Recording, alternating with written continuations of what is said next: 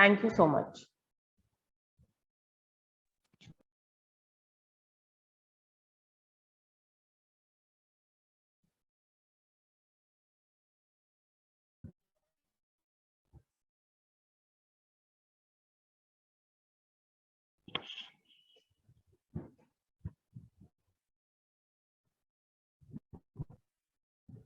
The next 1 minute will begin. Yes, Parth, thank you. Don't worry about taking too many screenshots. Understand what I'm giving you. If I tell you to write something down, write it. Also, maybe at the end of the Thursday lecture, whatever I have given on the writing skills on my screen, the same file, I will send it across with Soham sir to put it onto your group. So what is going to happen is you will at least have an idea of how to write a particular article based on my example. Okay, I'll give you exercises to do, but yes, I will also send the same file across to all of you. So you're all on the same page. Just go on the index, children. You'll have some ID. Just give me 1 minute. Okay, the syllabus for your this first semester exam is lessons 1 to 3. So 1.1 we finished, 1.2 we finished, and 1.3 also till the call of the soil we finished. You'll have poems 1 to 3. We finished 2.1 and 2.2. Today we are going to do 2.3, and you'll have 4 skills. That is formal letter writing. You'll have interview questions. You'll have email writing and speech. Today we are going to do interview and email. On Thursday we are going to do letter and speech. All right. So let's start page 75, actually 76. Page 76 of our textbook.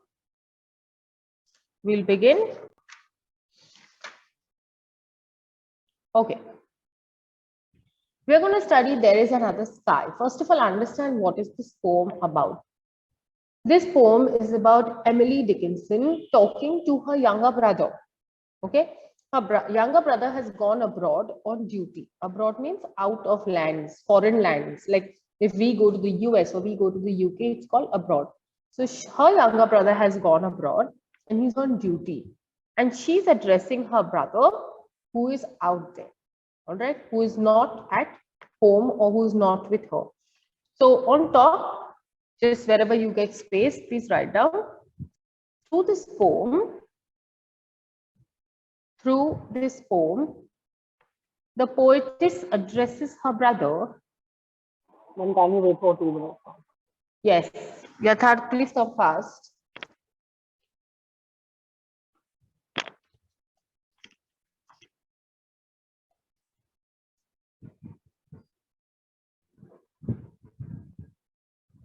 Okay, through this poem, the poetess addresses her younger brother.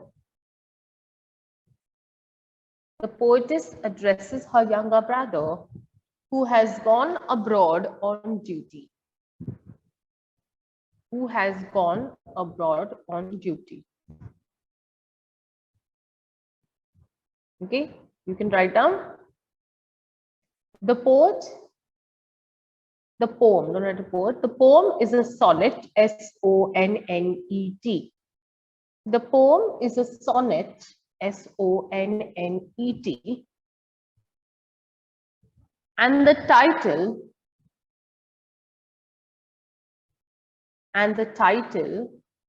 gives out an inspirational message.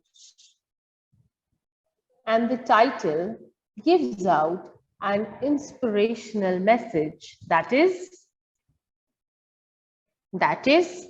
never say die. That is. Can you repeat from the starting? Yes, I'll repeat. That is never say die. Okay, I'm going to repeat the whole thing. Please pay attention. The poetess addresses her younger brother who has gone abroad on duty.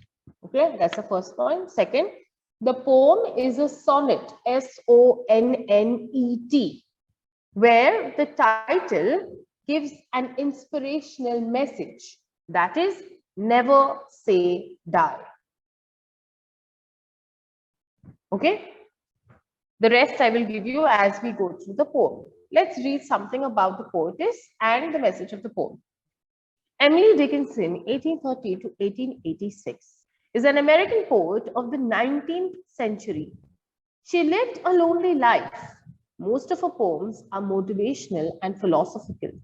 They are unique to her era and are characterized by simple and short lines.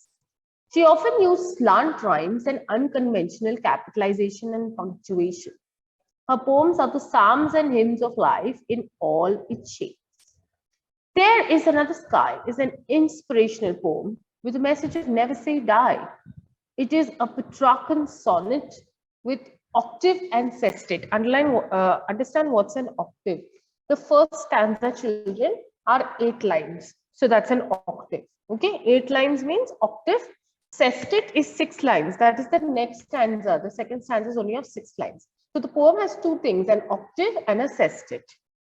The poet is communicating to her brother through a letter. She encourages her brother not to get distressed under any circumstances and pleads with him to return home.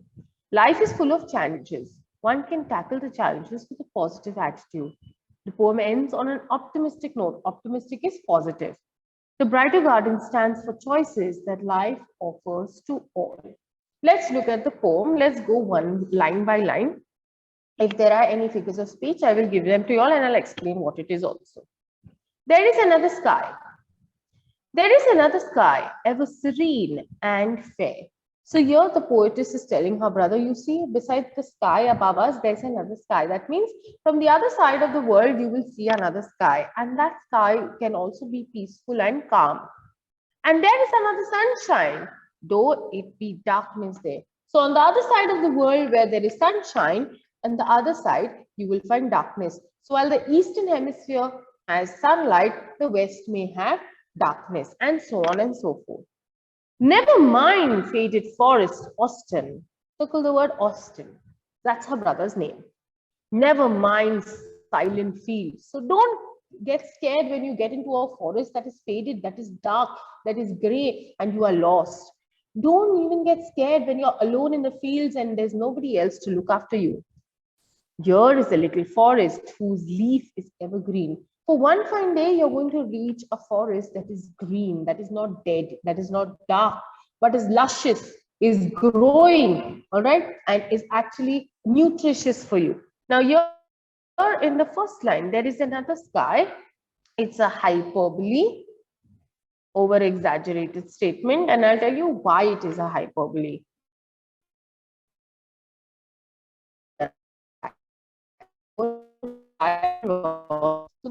Whichever side of the world you go to, there's only one sky. So it's a hyperbole. It's also a metaphor, the same line, where the other place. Okay, so another sky is described, the word is used to describe another place. So metaphor and hyperbole. All Which right. word, which sentence are you talking about? First sentence, the first sentence. There is another sky. Did you get that? It's a metaphor and it's a hyperbole. Hyperbole because there cannot be another sky. It's an over-exaggerated statement. Metaphor because the sky, another sky, is used to describe another place that her brother is in. All right. Let's go to the fifth line. Never mind faded forest, Austin. It's a personification.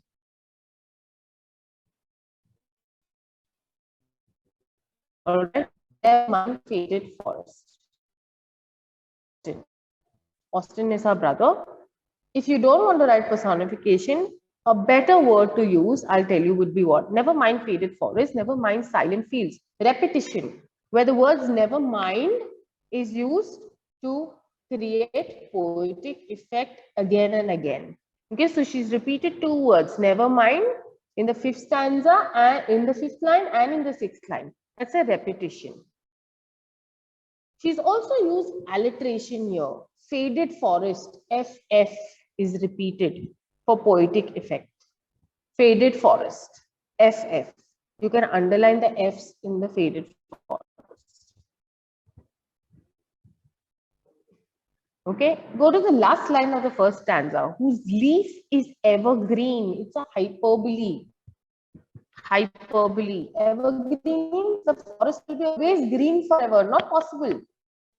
Trees they grow again, they die again, and again they grow. So if she's saying that there's going to be a place that is always going to be bright and green and beautiful, it's wrong. Because just like how human beings have their ups and downs, so does nature. Nature is not always beautiful. Sometimes it can be really, really bad, and sometimes it can be really good. But here she's being highly optimistic.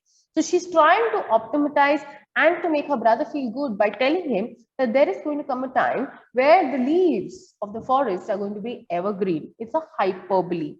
Hyperbole. I repeat, Hyperbole. Okay, if you go to the blue portion on the left-hand side, the poet is addressing the poem to, the third line is written, the poet is addressing the poem to her brother Austin. Her brother Austin. All right, I'm going to repeat the entire first stanza. I'm going to revise it with you. Pay attention. The poet starts off by telling her brother Austin that there is another sky. That means there is another place away from yours or not like yours that is going to be absolutely peaceful and calm. Because remember, he's on duty. He's abroad. Maybe he's gone on military duty. Maybe he's gone to save his nation. We have no idea. But she's telling him that there's going to be another place that's equally beautiful and serene. She says there's going to be another sunshine. All right. Again, this could also be a hyperbole because sunshine is only one. The sun is only one for our universe. So there is another sunshine where there's going to be a lot of brightness out there. Now, maybe you are in a faded forest or you are among silent fields, alone, lonely. We understand that you feel depressed. But remember, here is a little forest back in your hometown. There is a little forest whose leaves are evergreen. So if you come back home, you're going to be back in this lushful evergreen place. Basically, she's giving him a call to come back home away from his loneliness. Let's go to the next stanza. Here is a brighter garden. Children, here refers to his hometown. Okay, so she's telling him all the good things about coming back home. There's a brighter garden here where not a frost has been.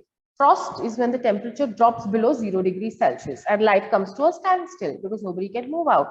She says there has never been frost here. That means it's always springtime. It's always beautiful. Flowers are always blooming. The sun is always above. All right. In its unfading flowers, hyperbole again.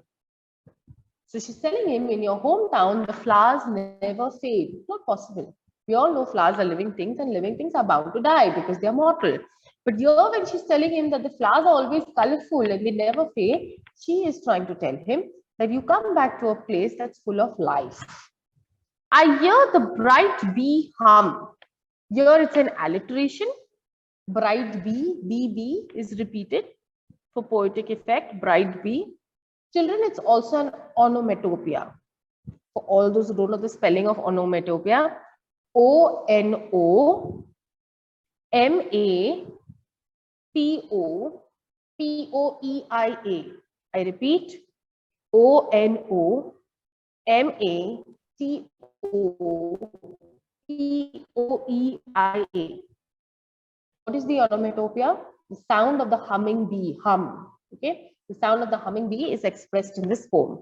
So what does she say? Here are the places. This is the place where flowers bloom and they're never fading. This is the place where bees are always buzzing and humming. They're singing a happy song. Prithee, my brother. Prithee is his pet name. All right. So Prithee, there's no name meaning for the name. It's just his pet name.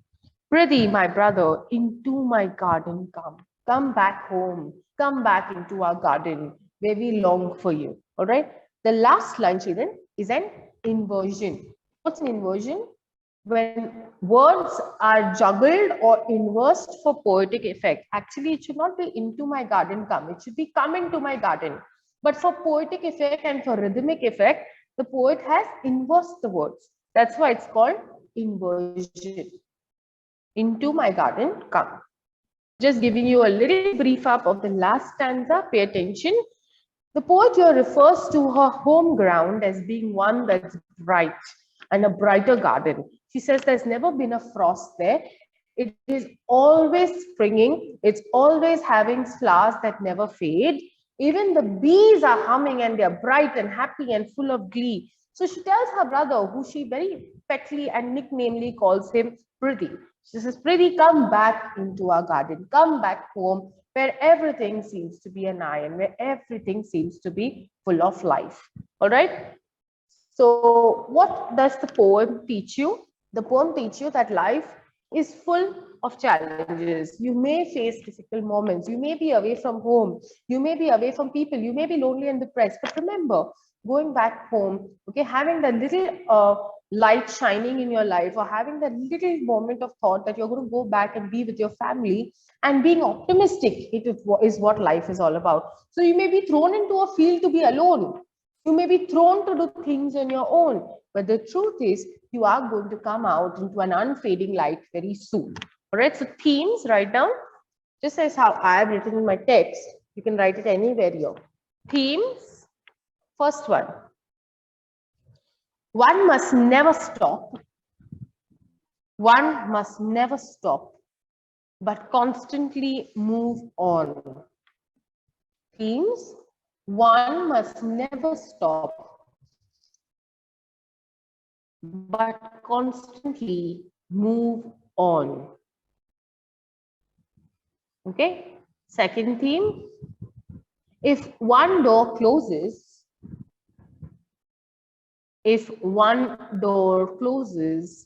another one always opens.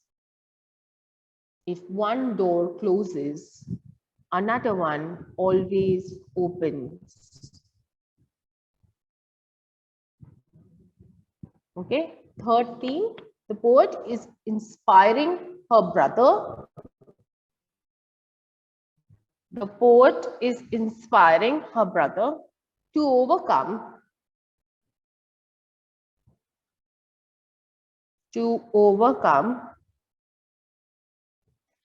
life's frustrations.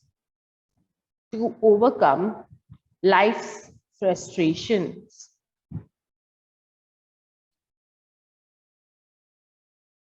The fourth theme, one must always have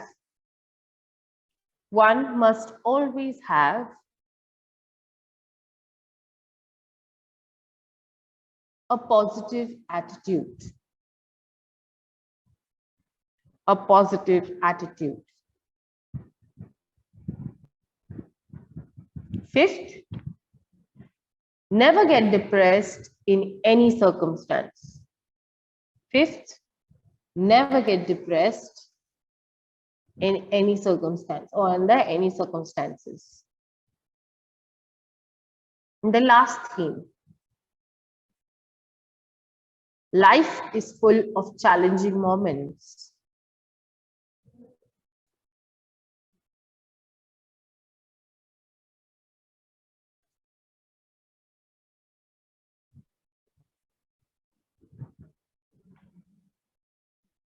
Life is full of challenging moments. But we must face our obstacles. But we must face our obstacles.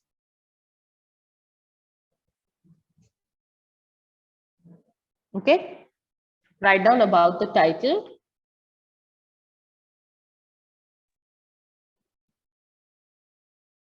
About the title. Write down first point. It indicates a new sky. It indicates a new sky for a better way of life. For a better way of life.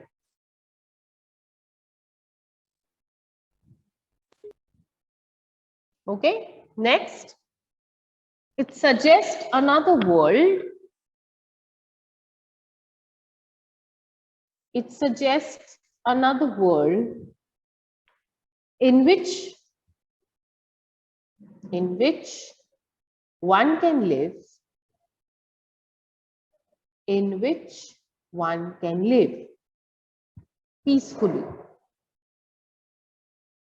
in which one can live peacefully. Okay? Write down the style of writing. Style of writing. It's a new topic, style of writing. First one, innovative American sonnet. Innovative American sonnet.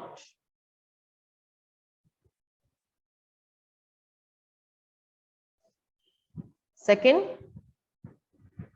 unconventional capitalization and punctuations. Unconventional capitalization and punctuations. And the third, not very simple language. Not very simple language.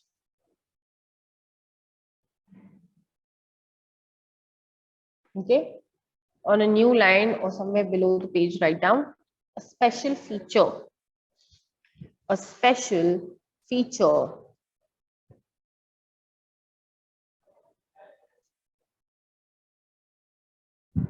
Right, write down. The poem is a letter to the poetess brother. Poetess, and then put an apostrophe, no S after that, okay? The poem is a letter to the poetess brother, which depicts a bond of love and affection, a bond of love and affection between the poet and her brother. Between the poet and her brother. All right. Children, any questions regarding the poem, please raise your hands. I'll be more than happy to answer. If we've understood, I need to see a thumbs up. Okay, not like this, but on your emojis. I need to see a thumbs up, a smiley, whatever it is, so that I know that you have understood the poem. Have you all taken down my notes? Because these notes I am not going to get elsewhere. Maybe yes, if you try and search online, but you can unmute yourself. What's the question? Because you have your hand raised. Yes, yes, unmute yourself, my dear.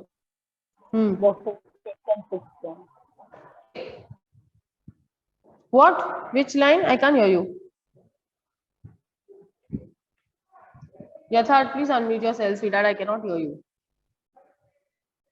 You're very unclear.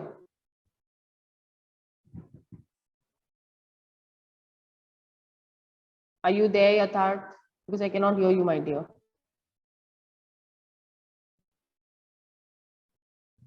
Okay, I can hear him. Moving on to two of our skills that we are going to do today. We are going to do two more on Thursday. Now, this is the portion that you have in your writing skills. Okay, you have formal letter writing, you have interview questioning, you have email writing, and you have speech. Many of you are familiar with email and letter. Not many are familiar with interviews and speech. Those who are from the state board, of course, they are familiar, but those who are not familiar at all. So we are going to do interview and we're going to do email. That means one familiar and one non-familiar one.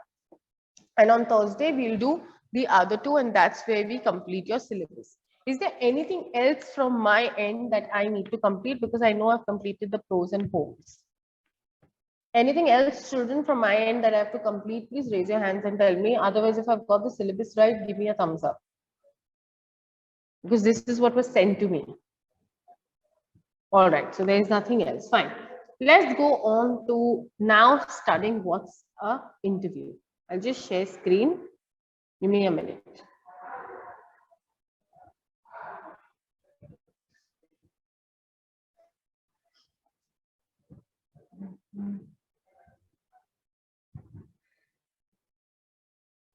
Just give me 1 minute. Yeah.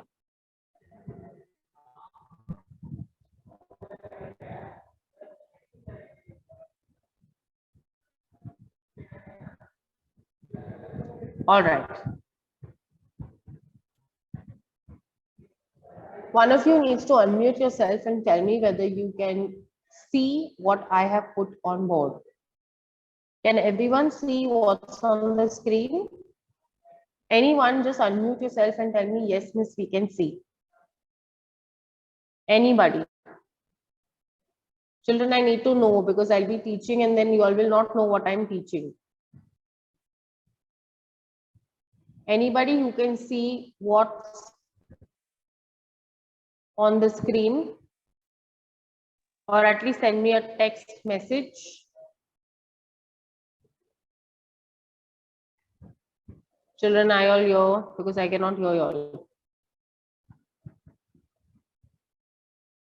Yes, I want miss. to unmute. Okay, thank you, Siddesh. I'm just going to get back to what I put up on screen.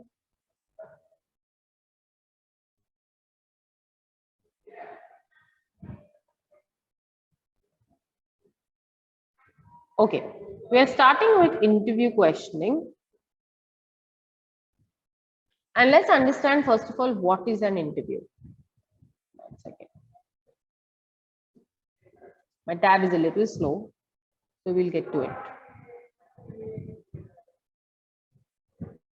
Yeah. So first, let's understand what's an interview. An interview is a set of questions posed by a candidate, posed to a candidate by an interviewer. That means if I am posing questions to somebody, I expect them to give me answers. Interview question comes for 4 marks. Okay, you have to ask 8 questions in total because every question has half a mark. However, I tell my students to write 10 questions because when you write 10 questions, even if one question goes wrong, you don't miss out on the marks. So you get your 4 marks invariably. Now, what's the catch?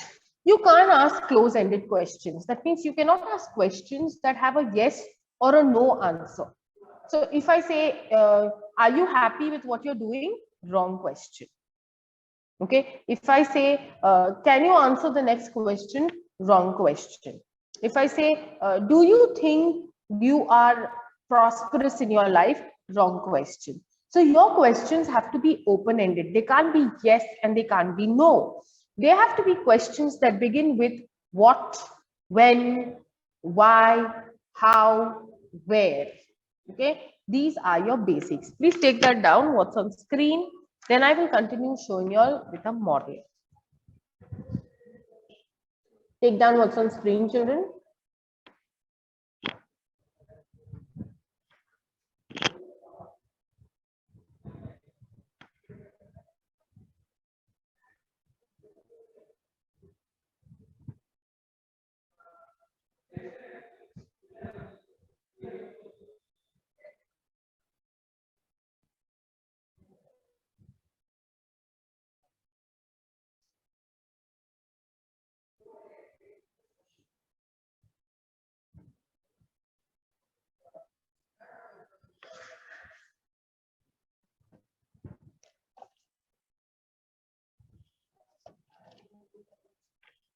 I'm giving you all 2 minutes.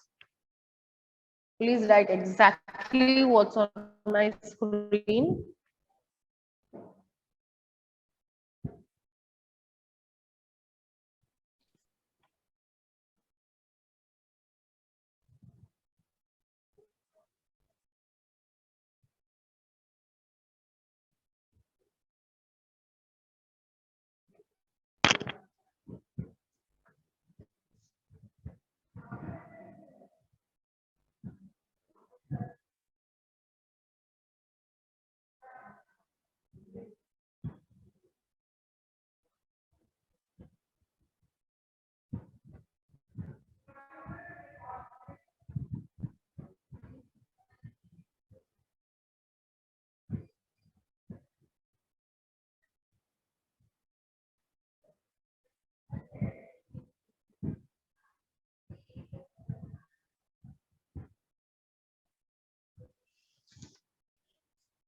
One more minute.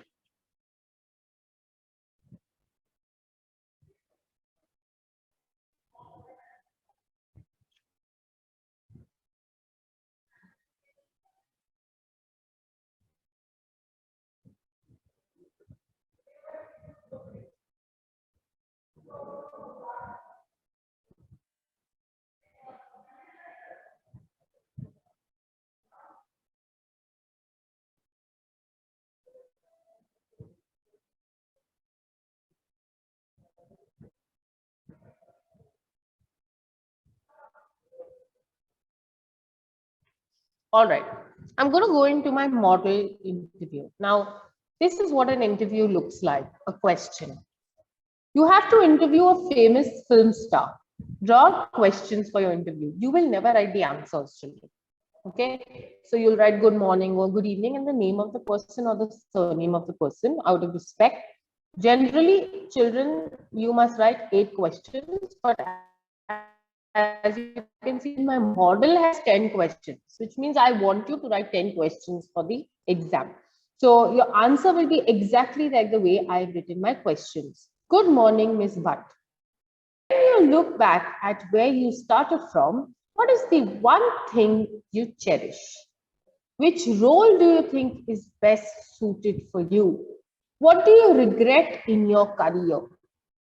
Which film do you think you would have been a better lead actress to play?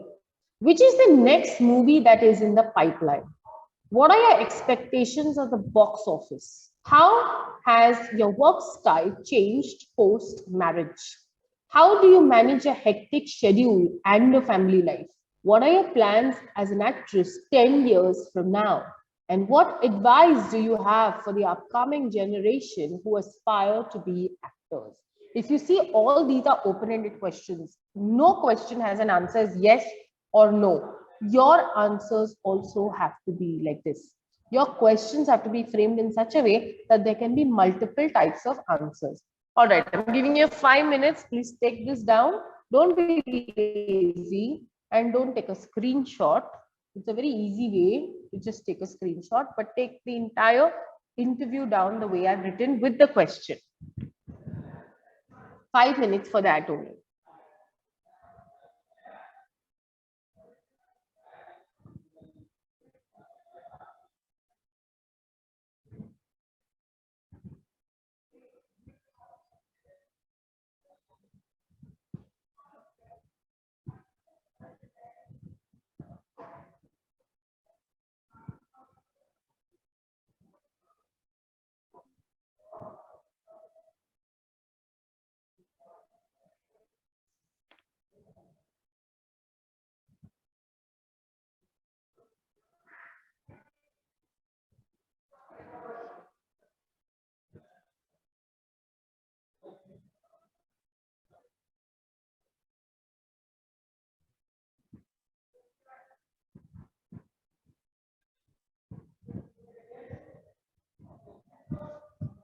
You have 4 minutes more.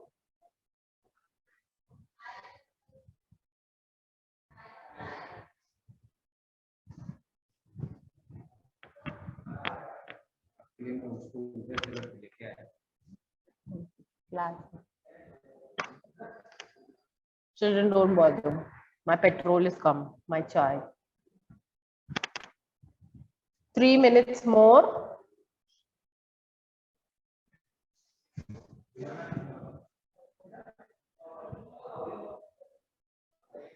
Please see that you have a notebook maintained or maybe at least sheets that you can staple into your last page of your textbook. Keep all these sheets very safely because just in case you don't get this information again, you can use it anytime.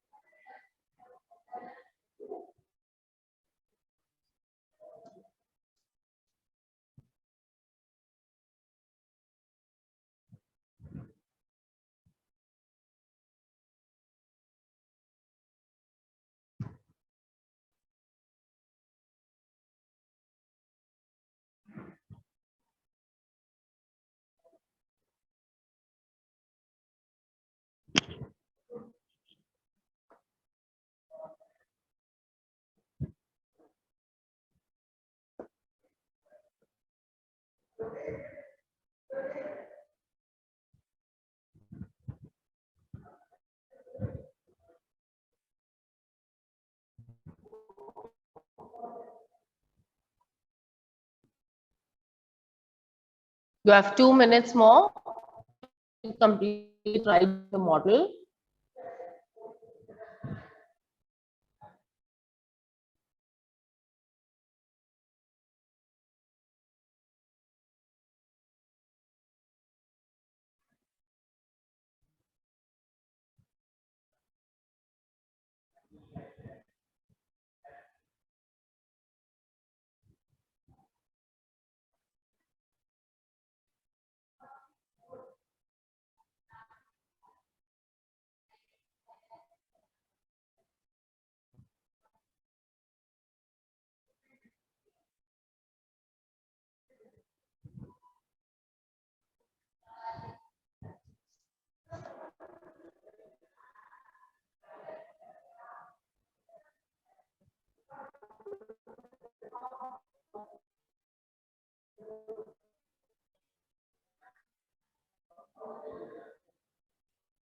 Children, one and then you come to exercise.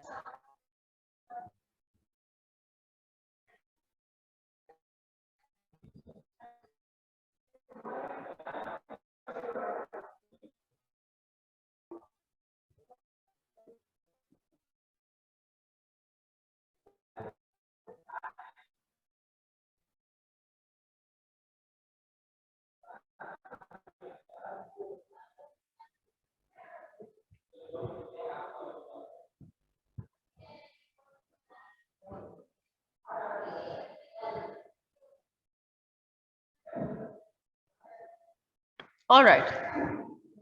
I want you to take this question down. Okay. Take this question.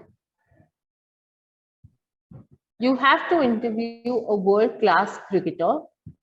Draw out your interview question. This could be any cricketer, not necessarily an Indian cricketer, but he has to be someone who's well-renowned.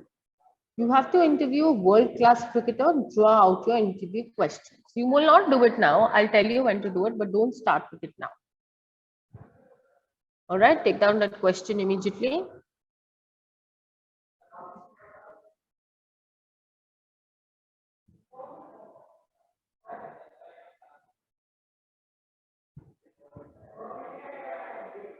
And let's go on to email writing.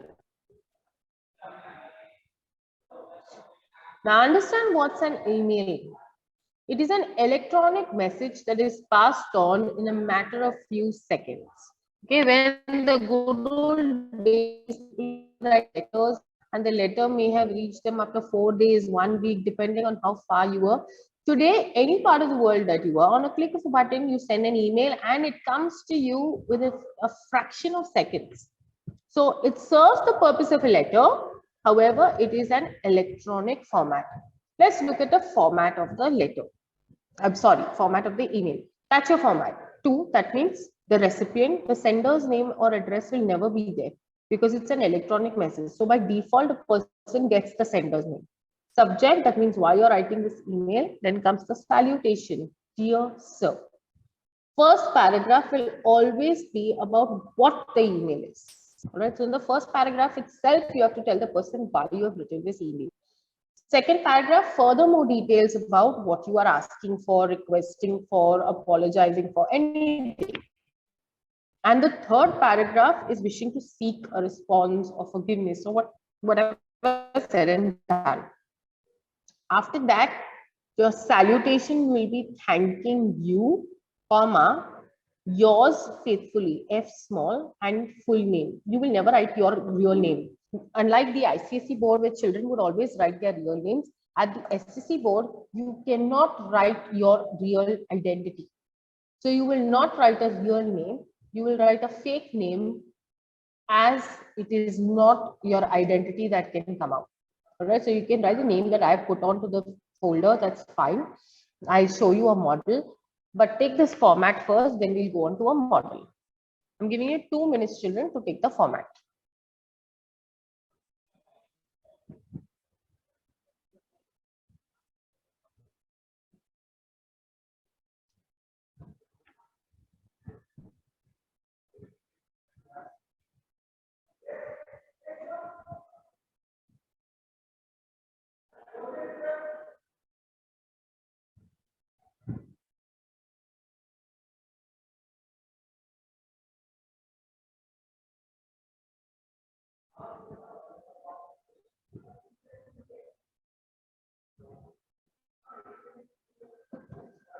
One more minute.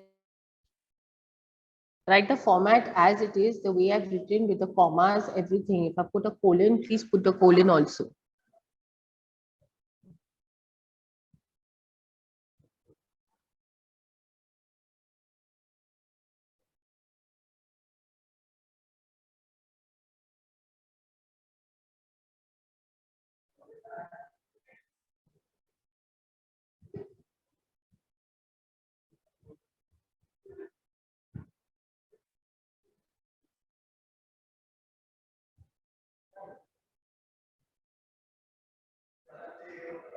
All right. Let's go on to a model email. Now look at that. You need a 1 week leave as your sister is getting married. Write an email to the principal of your junior college seeking leave. Now, the name of your junior college need not necessarily be the name of your college. Okay, it can be anything else. If you see children before dear sir, before after dear sir, there's a lot of space left. That means you need to leave a line. Okay, so to principal kccollege@gmail.com. It has to be a proper email ID. It need not be the right college ID, but at gmail.com has to be there. Okay, gmail.com or rediffmail.com or hotmail.com, whatever it is. Principal and put the name of the college at gmail.com. If it's a manager of a store, put manager, put KR stores at gmail.com, anything. But see that it looks valid. Look at this, the email ID looks valid. It may be wrong, we don't know, but it looks absolutely valid. That's what is important. Now your subject has to be very precise. Your subject is what? You're seeking leave for sister's wedding.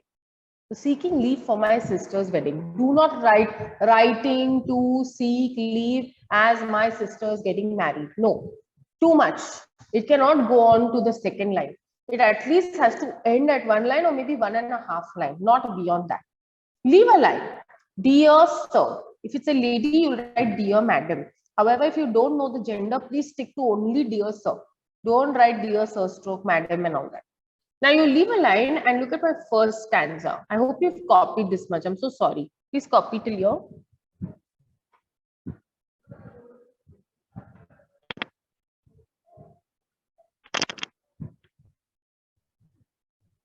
You leave a line, and if you see my first stanza, I wish to inform you that my sister is getting married on the 2nd of December 2022 at my native place. Thus, I request you to permit me leave for the same. To the point. The principal is not your girlfriend and boyfriend and your old long lost love. They want to know directly what your email is all about. So you have to be to the point. Look at this, a futuristic thing it is. The wedding is not over, that now you want to leave because the wedding is over. The wedding is a futuristic thing. So the date also has to be future. Cannot be too close. You can't say 14th of November, that's next Monday. It has to be a far off date, where it is enough time for the principal to reply to you and for you to get your accommodation or whatever you need to do for you to get your facilities ready. So generally we take a month ahead or maybe 20 days ahead. Okay. I wish to inform you that your sister is getting married. I wish to inform you that my sister is getting married on 2nd December. I've taken a little less than a month ahead. And see, my first paragraph clearly says why I am writing, because I want leave. Now, we go into the second paragraph and we are going to write a little more about the details of the email. I hope you all are copying. Please do so. Being Goans, we have decided to have a destination wedding at our native town. We will be leaving for Goa on the 28th of November 2022, as we have to make preparations there too. We will also be hosting our family members from across other states. As a member of the family, I too will have to be present to help and support my family. We will return on the 5th of December 2022, after which I will resume college. Therefore, I request you to kindly permit me the leave. I assure you that I will make up for all the work that I will be missing in college. See, I've given more details. When I'm going to leave, when I'm going to get back, resuming date of college. I'm also telling the principal not to worry, even if something is missed out during my leave of absence. I will make sure that I will actually put down everything. I will make sure that I will maybe keep myself up to date. All right, I want you to take this down, then I'll scroll further.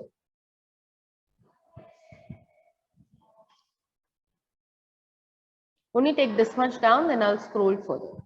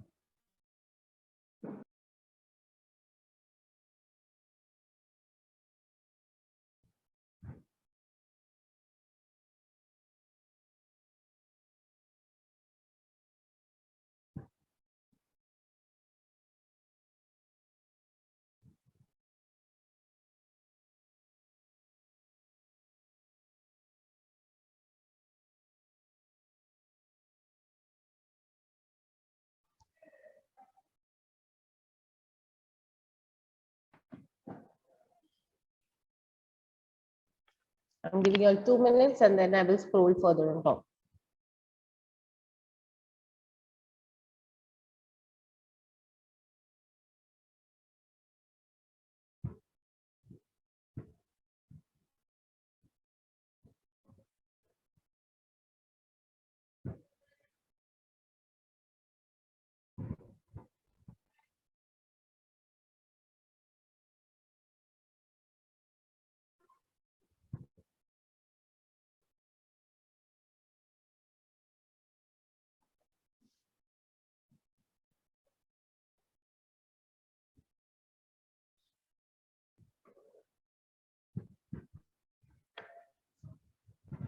Children, write a little faster. We have only a few minutes left.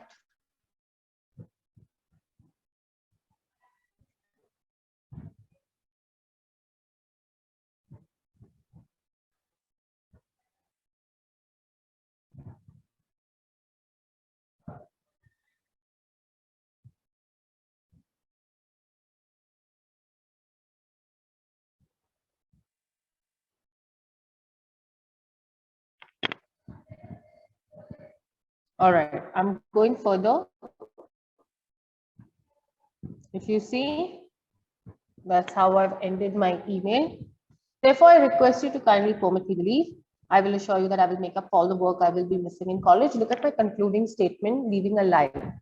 I wish to seek a positive response from you at the earliest. Seek, not see. You wish to seek. That means you want to get a positive response. Thanking you, T capital, Y small. Yours faithfully, yours Y capital, without an apostrophe S. F is small. And the first name is a name that doesn't really exist. It's not mine. J capital and D capital for Jane Das. Please take that down, children.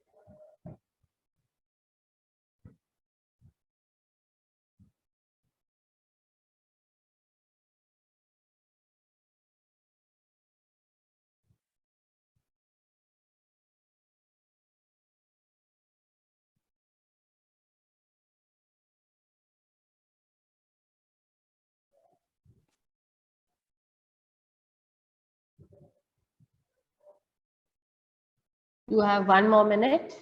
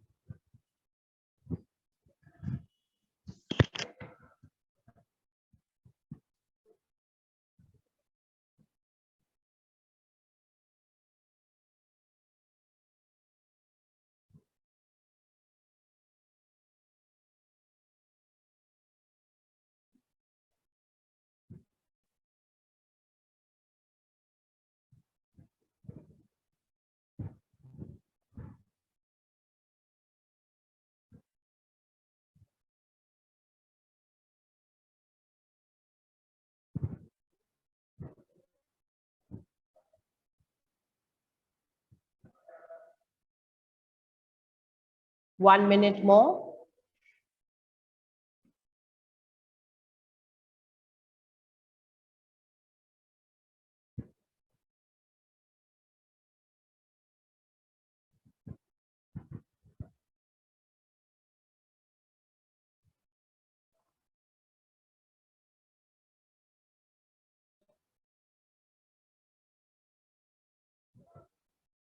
All right. Put down this exercise. You wish to organize an inter-college talent competition. Write an email to the principal of a neighboring college, inviting them for the competition.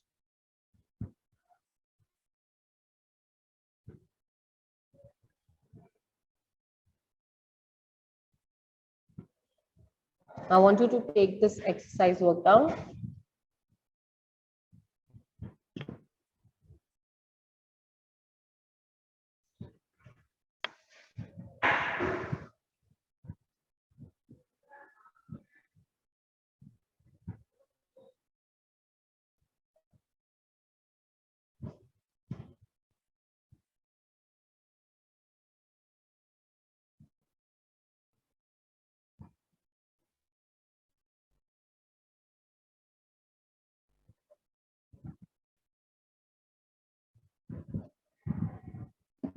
All right.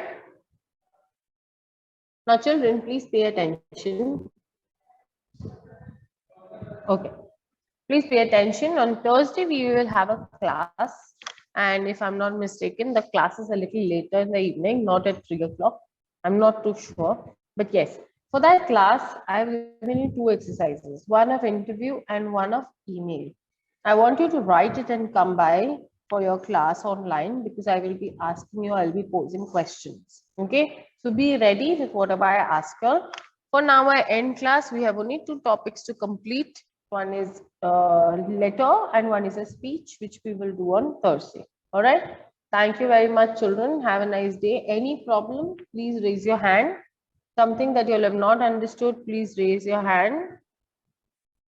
If you've understood, please give me a thumbs up. I need to see you giving me a thumbs up.